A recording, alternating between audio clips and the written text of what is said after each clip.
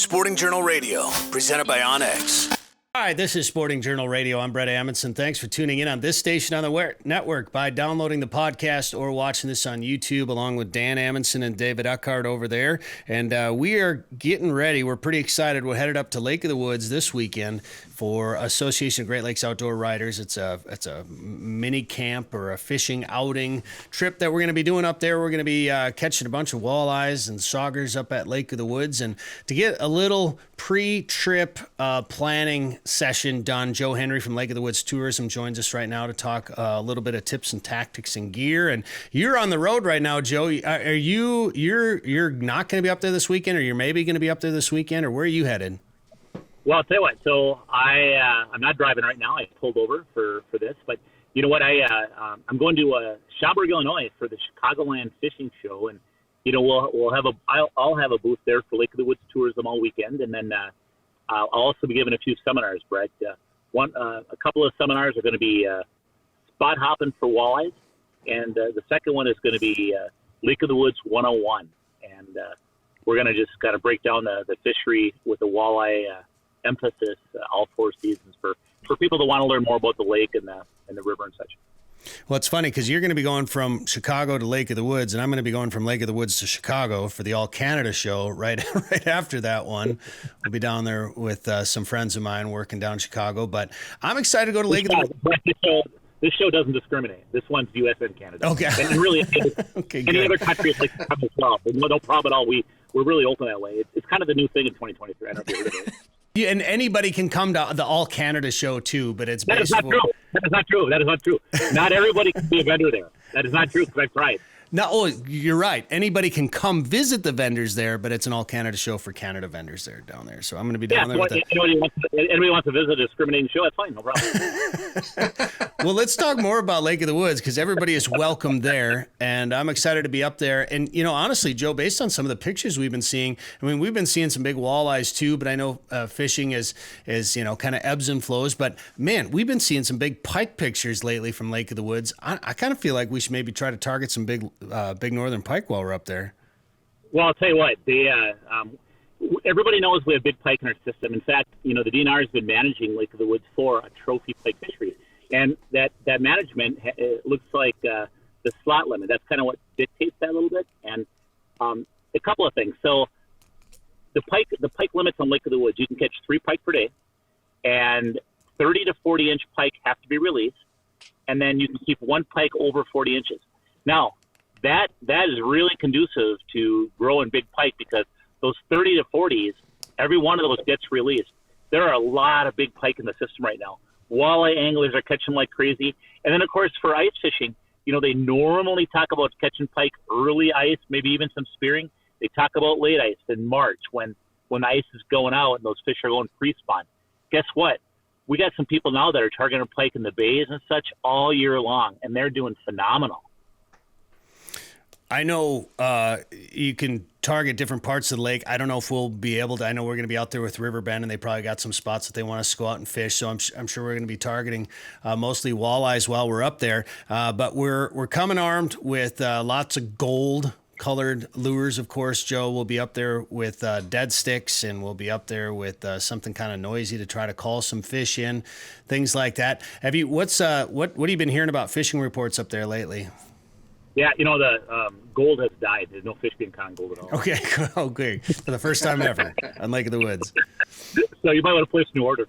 But no, all kidding aside, you know, the reason gold is so good on Lake of the Woods for people that maybe don't know is that, you know, we have that stained water up at Lake of the Woods, kind of that coffee color water. And, you know, gold is a really traditional good color in that stained water. But, you know, the brighter colors, the pink UVs, the glow colors, things like that. By the way, Brett, you know, people ask me a lot, you know, what's the difference between like the UV glow and a regular glow?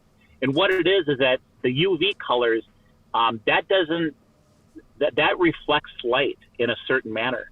So if you don't have any light, that's not really glowing very much. The glow is what retains light. So you charge it up with the light, that paint hangs onto the light and eventually it goes away. So glow retains the light. So if you're fishing in the dark, using a glow lure is going to be your go-to. Certainly glow will work good in stained water too, because Well, you just have to charge it up once in a while. That pink, the pink UVs, the green fire tiger UVs, things like that, during the day, that'll grab any kind of light in the system and really do a nice job of reflecting it. So either one of those glow colors is very good on that stained water. I know we're bringing up some live target stuff, and I think Dan's got some Northland stuff that he's going to bring up. But where can we get one of those Keep It Clean?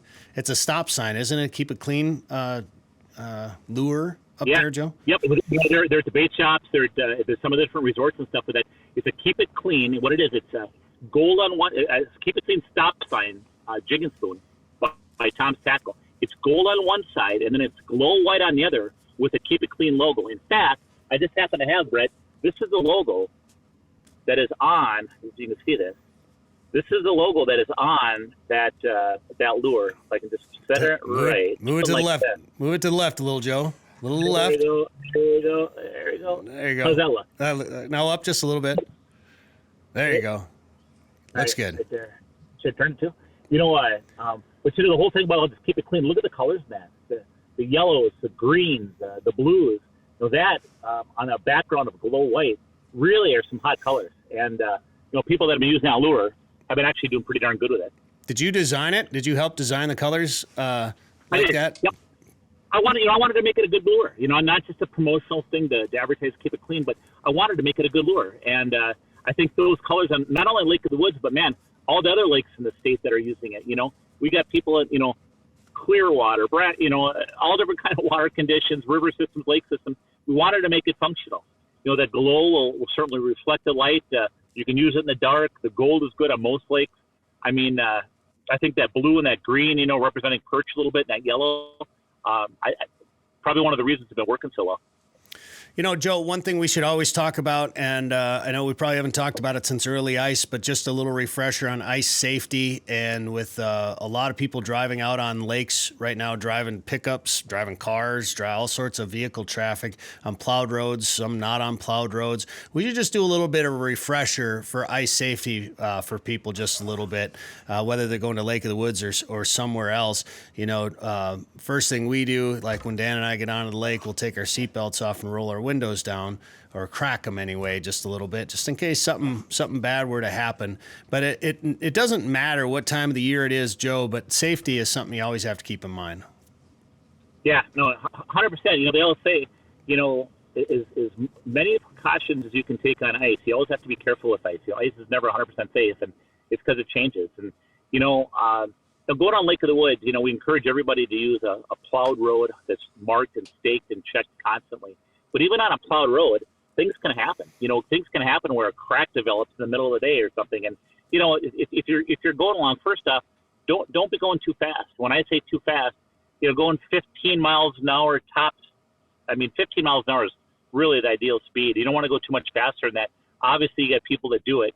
But what that does, and people don't know it, that ice is flexing constantly, and that puts a wave underneath the ice, and that wave ultimately will help damage that ice road. And you get hundreds and hundreds of vehicles going out, and imagine just duplicating that over and over again.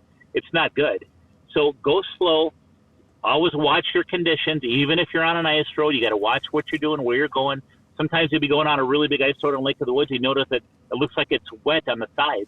Well, sometimes that wet can be from the big, heavy snowbanks from them plowing, and then that's pushing down the ice there. If a crack happens, water might come up. You stay away from those areas naturally. And of course, if you ever see a crack, what you do is just, you stop in control, and you get out and you go look at it to make sure that, it's looking okay, that you can drive over it, and 99% of the time, the ice road's going to have everything marked. If they need to reroute a road, they reroute a road. In some cases, they'll use bridges they put over tracks, things like that. But I think what you're talking about, Brett, is just using common sense and, taking your seatbelt off, making sure that, whenever you go on any ice. I should say, too,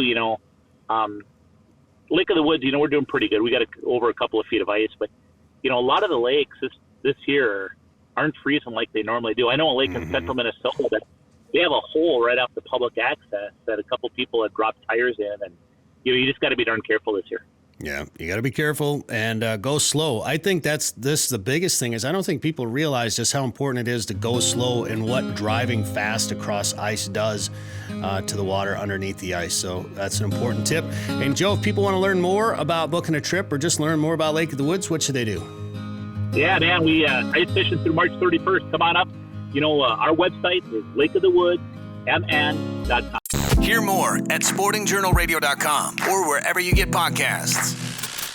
Come ice fish the famous waters of Minnesota's Lake of the Woods, the walleye capital of the world. Experience full-service resorts featuring heated fish houses, ice transportation, meal plans, and sleeper house options. From the Northwest Angle to the South Shore, Rainy River, and Baudette, the Midwest's #1 ice fishing destination.